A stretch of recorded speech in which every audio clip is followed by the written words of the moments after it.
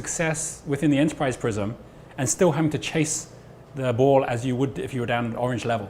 And the reason for that is if you think, what's the difference between a person just setting up a website and hoping for the best compared to someone setting up a full promotion where they've got all the right mailings going out, they've got all the right partners they're working with, and everyone shows up at the right time and gets started? What's the difference between someone trying to run a restaurant where they're just opening the doors every day hoping for people to come through, compared to next door, a company basically having a restaurant that has some amazing promotions and offers that is making people come in at a certain time? Same when it comes to Christmas promotions or spring promotions. There's something that happens with this word promotion, where you actually are saying, here's what we're going to start with, here's how much money we think we're going to make, here's how much value we want to deliver, and then we go off and we deliver it. And you're going to find whether it's the movie industry, publishing a book, whether it's launching a new product, every industry at the top level, getting your iPhone, has got a specific way that they will actually set up promotions so that they can actually predict how much money they're going to make, because it's through those promotions they're actually organizing exactly what their assumptions are, what they're going to test and measure, how much they're going to make and how much value they're going to deliver, and then they go through and they test all these things out. Why is it we don't know how to do this naturally? Because we never learned this at school. That's not how school works. It's all about getting a body of knowledge and then just having to send it back out again.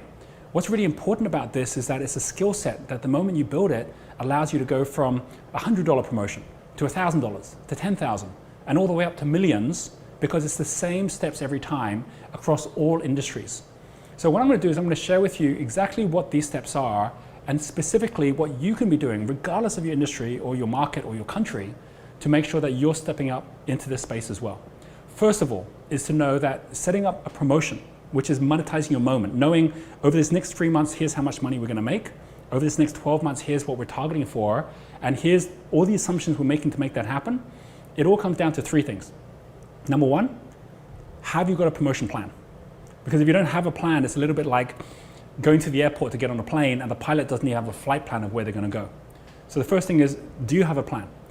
The second thing is, do you have an irresistible offer? Because you might have a plan where you go through the motions, but if what you have isn't enough value to others, they're not going to come for that promotion anyway. And the third one is, are you following a rhythm to self-correct? Because if you do the promotion and they never work out as planned and you don't make the money you want to make, have you learned enough that next time you can fine tune? Just like, flying to a destination and the weather comes and pushes you off course, do you have a flight path so you can fine tune and always get back on path, always get to the destination that you're looking for as well? What I'm going to go through in a moment is a couple of examples of promotions where different people with different profiles have actually followed through and got very different results, but specifically what they were looking for, where they said, here's what's going to happen and when it's going to happen. That's like Dynamo Genius is the question what, and Tempo Genius is the question when. So it's like the arrow, like with the tail feathers. Here's what's going to happen and when it's going to happen. Where then the who and the how then showed up along the way.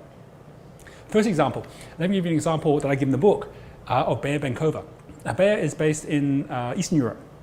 She was a coach, like many people who might be watching this are in the education industry, looking to build a business where you can actually add value through what you have to teach. And she was a coach based in London, where she was chasing the business just like everybody else. When we started working together and we said, what's your true identity? What do you really stand for? What's the future vision you want to go for? What she said, first of all, was, well, I really want to see a shift in women leadership, and I want to be a part of that shift.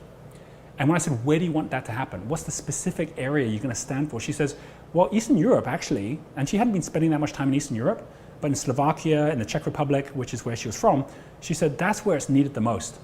I said, well, what could you create which would allow you to actually set up an enterprise where that becomes your identity? She is a blaze genius, so she is great at shining a light on others. I said, instead of you shining a light on yourself, how could you shine a light on something out there that could then grow and evolve? She created something called the Global Institute for Extraordinary Women. From that concept, which was that she was going to be taking women through a process where they were going to be learning what it is to be a woman leader, she then created an academy and a series of certifications that she then went out and publicized. She got onto the media in Czech Republic and Slovakia. She got onto debates with the Prime Minister. And as a result of that, it built her reputation up. And over the next year, she built that organization into one which is now making a big difference all over Europe. But here's the interesting thing. When she got started, she was struggling just to figure out how she was going to be earning money. So we started by saying, well, what's your flight path? How much do you want to make over this first year? And she says, well, I want to, like, if it was up to me, I'd be wanting to make about 100,000 euros. That was the number that she had in her mind. I said, well, how are you going to do that? And she goes, well, I have no idea. That's the problem right now. I've been going on programs teaching me how to put up a website, teaching me how to, come up with a book, an ebook that I should be doing, some kind of course. But when she worked it backwards, that wasn't going to get her to the number she needed. So talking about leverage, I said, well, Blaze geniuses, they leverage through magnifying, which is through their relationships, by charging more to less people rather than charging less to many people. So if you were to be charging more to people around you, how much do you think they'd be willing to pay to be part of a founding group where they're learning the very, very best and they're becoming the example as well? She set up a price point, which was, I think, somewhere around about 8,000 euros or so, where she would need to have somewhere like 10, 12 people on board in order for her to actually hit her quota for the entire year. And so instead of her then doing her website, which she was struggling with, instead of her going and doing her e-course, she just got on the phone. And she phoned up the people that she was closest with. She says, here's my mission, here's what I'm aiming to do, here's what I'd want you to be part of as well. Are you up for this? Do you want to be part of this? She effectively set up a promotion where instead of her being on the station waiting for the train to come, she was the train. She was the train coming in. There was 12 spots. Do you want to be part of this or do you not? If you're not going to be part of it, someone else will. But you're going to those people that you want to be part of it first. And as a result of that, it was only a matter of weeks before she made the entire revenue she was going to make for the entire year just from doing what she already naturally did well. And all those other mechanics and systems that she was being taught how to do weren't even relevant for her actually reaching what she wanted to reach. Perfect example of how you don't need to know all the how. You just need to know what it is you want to achieve and when, then use your genius to go towards it. Another example, from the other side of the world, this is Heather Yellen. Heather's also a woman that I've worked with who, in our first conversations, were all about what really is it that sparks you the most. And when you step back and actually say, what is it I really want to be known for? What is it I want to stand for? It's a liberating concept because it means you don't have to get stuck in where you're at right now. And at that point, she was doing consultancy for large companies. And she goes, well, you know what? If it was up to me, I'd be focused more at children. If I had all the money in the world, I wouldn't have to worry about anything. I'd be focusing on how to make a difference with the kids. And she hadn't been doing that for years. But after making that decision, that was what she was going to do, we said, right, well, what would be an identity you could set up which allow you to be able to do that? And because everything she did was about bringing, the emotional side, bringing the heart into business, she created a brand called Emotional Enterprise. And with that brand, she was able to then go share in different companies how they could bring the heart into their business. But instead of just waiting for the kids side to happen, she said, what if I could bring the heart also into schools? Who could I work with that would allow that to happen? Now, Heather is a dynamo genius. It's all about the what. She's got great ideas. So the first thing was like, well, who's already doing something around the world that's actually similar to this in terms of my idea?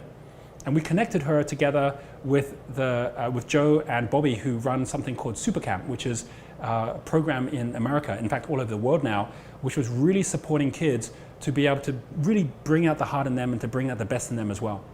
And what happened was Heather contacted them and said, I'm in Australia right now. I'd love to bring Supercamp to Australia. Now, as with all established businesses, they already have promotions set up. Supercamp already has a structure that they have set up to fill up one of their summer camps. And so by just connecting up with someone who's already doing that, Heather was able to make a partnership with them. She was able to learn everything about how to go about doing one of these camps. We were running similar camps in Bali called Green Supercamp with the Green School. And as a result, partnered up, got Heather going with her one in Australia. She's now working on the ones in Green School as well. And we've seen this grow and continue to grow each year where she didn't have to figure it all out for herself. She just had to decide, who am I going to be?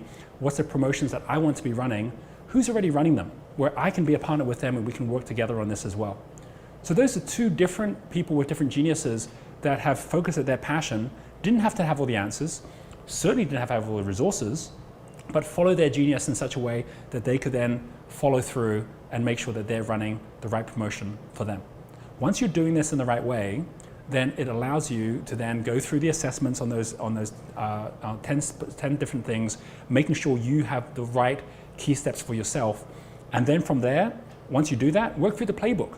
Come up with your own promotion or work with the people already who are doing the promotions, knowing that you don't want to make your revenues and your cash flow an accident. You want to make it deliberate. You want to make it something where you've actually set it just like a flight path, which allows you to then self-correct as you're moving forward as well. that means you need to have number 1, the plan, number 2, the project manager, and number 3, the rhythm of renew and review. By the way, by the time you get to green level and then up to blue level, you're going to find that the way you keep track of everything going on around you is through those promotions. Someone like a Richard Branson, someone like a Warren Buffett, they're just watching the timings of the different promotions on the different companies that they're involved in to see are they on track or are they not. And then they can actually manage their time based on what they're seeing. Once this is all working well for you, you're going to find that you can then predict in the next year, in the next 5 years, what you aim to be achieving, and then trying to focus at actually getting to that in the market, just like every listed company in the world does. They're really predicting how much revenues they're going to make in the coming years, and the market then judges them based on how much they're actually able to achieve that or not. Once this is happening, on the pre-flight checklist, there are 3 things you're going to be able to say a big yes to. First one, I've outsourced or automated all my business processes so I can focus on profitable promotions. The second one, I have an annual schedule of promotion plans that links to my monthly profit and loss and cash flow forecasts. And the third one, I've aligned my team and partners to a weekly rhythm of results, testing and measuring based on your promotions as well. This has allowed me year on year to every year look at the next year and say, well, what's the revenues I want to make? What's the cash flow I want to have for myself? What's the value I want to deliver? Then what's that going to look like in terms of the promotions? Where effectively you can now be in the control tower looking at all the planes coming and going. Each one of them is like a promotion coming from somewhere, going somewhere. And saying, right, if I can just oversee this and watch the rhythm of it, then is everything moving the way it needs to in such a way that you can then grow from the hundreds of thousands to the millions to the multi-millions as well.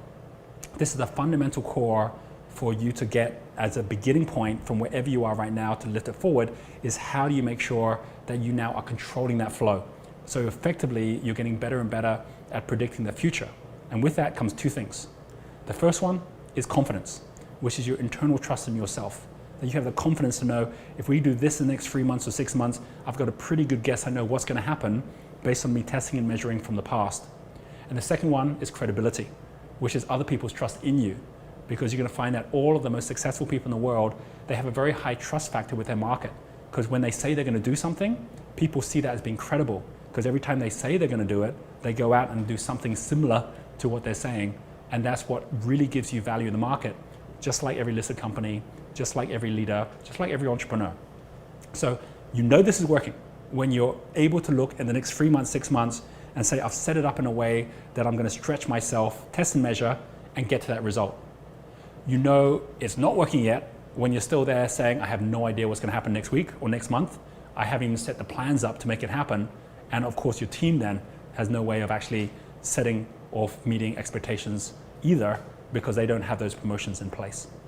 So focus at this, see this as being the key, and look at any industry and the leaders within the industry to see how they've set up their promotions and how they're getting to their success and learning through saying, here's what I'm going to have happen, and then see if they can actually make it happen or not.